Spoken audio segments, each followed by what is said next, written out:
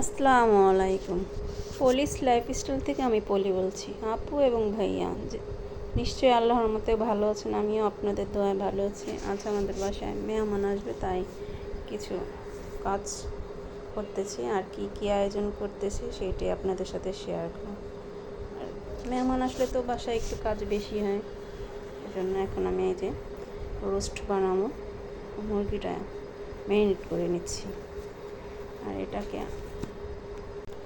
এটা রোস্ট বানাবো আর মেহমান আসার কী আমি করব, এটা আপ্যায়ন তাদের করব, এই জন্য একে একে সবগুলো শেয়ার করব আপনাদের সাথে। তো এখন আমি মুরগিটা ম্যারিনেট করার পরে আমি জর্দা সেমাইটা বানাবো। আর এখানে কিছু ঘিয়েতে একটু কয়েক পদের বাদাম আর কিশমিশ ভেজে নিচ্ছি। এই সেমাইটা খুবই মজা খেতে। আর এই সেমাইটা আমি যে ডেজার্ট হিসেবে এটা রাখছি। আর এখন আমি পেঁয়াজের ব্রেস্তা বানিয়ে নিয়েছি। আর এখন আমি মুরগিটা ফ্রাই করব, আবার মুরগি ফ্রাই করবো, এটি আমি মুরগিটা তৈরি করে নিয়েছি। আর এই যে আমার জর্দা সেমাইটা তৈরি করছি। আর এখন আমি বাদাম আর কিশমিশগুলো দিয়েছি। আর বাদামটা আমি কয়েক পদের দিয়েছি, আর সাথে কিশমিশগুলোটা একটু দিয়ে ভেজে নিয়েছি।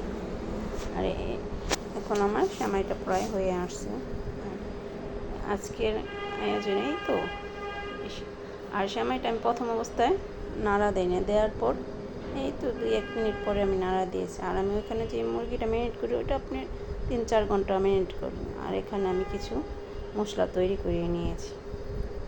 আর এই তো আমার আজকের আয়োজন। আর আমি এখন মুরগিটারও এখানে রোস্ট করব। মুরগিটা একটু ভেজে নিয়েছি, মুরগিটা একটু লাল করে ভাজতে হবে। এটা আমি পুরোটাই আনাম ভেজে নিচ্ছি, কারণ এটা আনাম রোস্ট হবে তো, এই জন্য। আর তো আমার আজকের আয়োজন। আর আমি এখন কাবাবগুলো ভেজে নিয়েছি।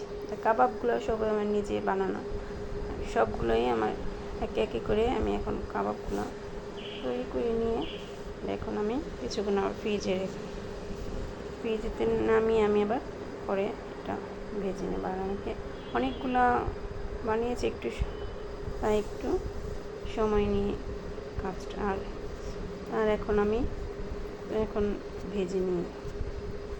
আজকে আমার ভিডিওটা কেমন হয়েছে,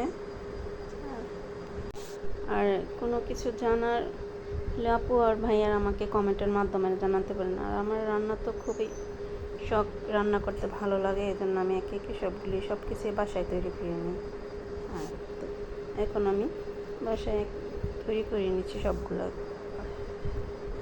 আর এটা এখানে দিয়েছি কিছু জিনিস, কাঁচকলা আর বুটের ডাল আর মুরগির মাংস দেশিটা, এই তো, আর ডিম আর বিস্কিটের গুঁড়া করে নিয়েছি আমি।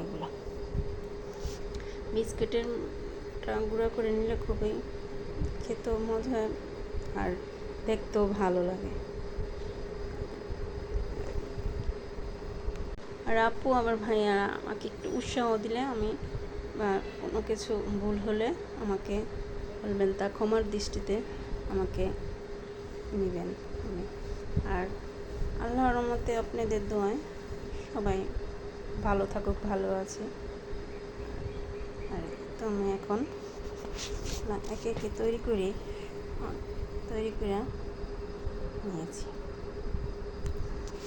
এটা একটু জোরে জোরে চাপ দিতে হয়, কারণ বিস্কিটের গুঁড়া এই সাথে লাগিয়ে। আর এখানে আমি কিছু পেঁয়াজও ভেজে নেব, আর এখানে যে কাবাবগুলো তৈরি করেছি সেগুলাও এখানে তৈরি করে নিয়েছি। পেঁয়াজ যেটা আলাদা, আর এটা কাবাব তৈরি করে নিচ্ছি। আর কাবাবটা আমি এইভাবে তৈরি করি, সব কিছু দিয়েছি কাঁচা তো। আর একে একে সবগুলো হাতে ভালোভাবে মেখে নিতে হবে।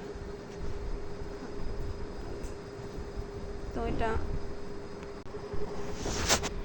আর কাবাব তো আমি ওখানে দেখিয়েছি, বানিয়েছি। আর এটা আমি যে কিভাবে মিক্সচার করছি সেইটাই। আর একটু ঝাল পছন্দ হবে তাই একটু ঝাল দিয়েছি, কাঁচামরিচের ঝাল। আর এখন ভালো করে মুথে নিয়েছি। আর এখানে আমি একটু সাথে তেলও দিয়েছি। আর সব পদের মশলার এগুলো আমি ওই রকম কোনো কিছু মশলাই দিই নি, এর জন্য।